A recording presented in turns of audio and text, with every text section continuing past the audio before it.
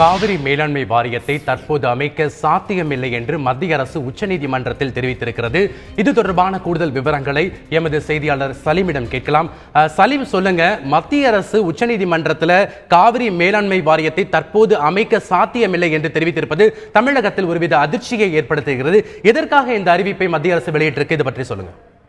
மத்திய அரசினுடைய வழக்கறிஞர் என்ன சொல்றாரு அப்படின்னா, காவிரி தீர்ப்பாயம் ஒரு இறுதி தீர்ப்பு கொடுத்தாங்க. அந்த இறுதி தீர்ப்பை பொறுத்தவரை காவிரி மேலாண்மை வாரியம் அமைக்கலாம் அப்படிங்கிறது ஒரு பரிந்துரையே தவிர ஒரு உத்தரவோ அல்லது ஒரு கட்டளையோ கிடையாது. இது ஒரு பரிந்துரை தான்.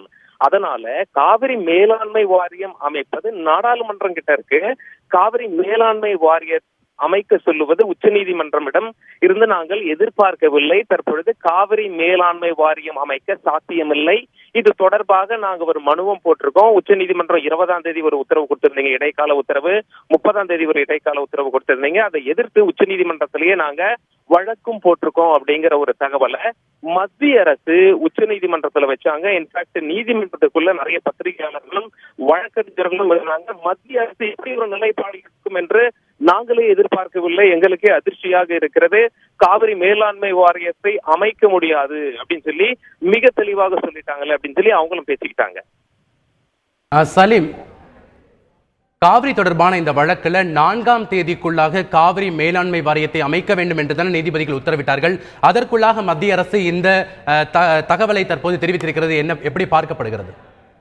ஏற்கனவே நீதிமன்றம் இது தொடர்பான 2 இடைக்கால உத்தரவை பிறப்பித்திருந்தார்கள். வழக்கையும் 4ஆம் தேதி, அதாவது 4ஆம் தேதிக்குள்ள காவிரி மேலாண்மை வாரியம் அமைச்சிருங்க, மீண்டும் இந்த வழக்கு 6ஆம் தேதி விசாரணைக்கு வருகிறது என்று உச்சநீதிமன்றம் ரொம்ப தெளிவா சொல்லியிருந்தாங்க. அப்பொழுது மத்திய அரசு ஒன்றுமே சொல்லவில்லை.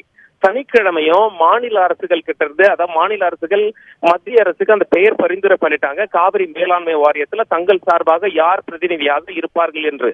அப்பவும் மத்திய அரசு ஒன்றும் சொல்லவில்லை. இன்று திங்கட்கிழமை நீதிமன்றம் ஆரம்பித்த உடனே, சரியாக 10:30 மணிக்கு தான் நீதிமன்றம் ஆரம்பிக்கும். நீதிமன்றம் ஆரம்பித்த உடனே மத்திய அரசின் வழக்கறிஞர் நீதிபதிகள் முன்பு ஆஜராகி என்ன சொல்லிட்டார் அப்படின்னா, காவிரி மேலாண்மை வாரியம் அமைக்க சொல்லி நீங்க உத்தரவு போட்டிருக்கீங்க, நாளைக்குள்ள சாத்தியப்படாது. ஏன் அப்படின்னா, காவிரி தீர்ப்பாயம் இதை கட்டாயம் என்று சொல்லவில்லையே, இதை ஒரு பரிந்துரை மாதிரி தானே கொடுத்திருக்காங்க.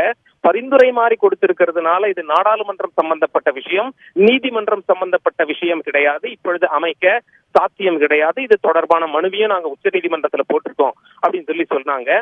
அதன் பிறகு அவங்க என்ன கோரிக்கையை முன் வச்சாங்க அப்படின்னா, நாளைக்கு நீங்க காவிரி மேலாண்மை வாரியம் அமைக்கணும்னு சொல்லி உத்தரவு போட்டிருக்கிறதுனால இந்த வழக்கை நாளைக்கே விசாரணைக்கு எடுத்துக்கோங்க, அப்பதான் நிறைய புது தகவல்கள் வெளியே வரும், காவிரி மேலாண்மை வாரியம் அமைக்க சாத்தியப்படாது அப்படின்னு சொல்லிட்டாங்க.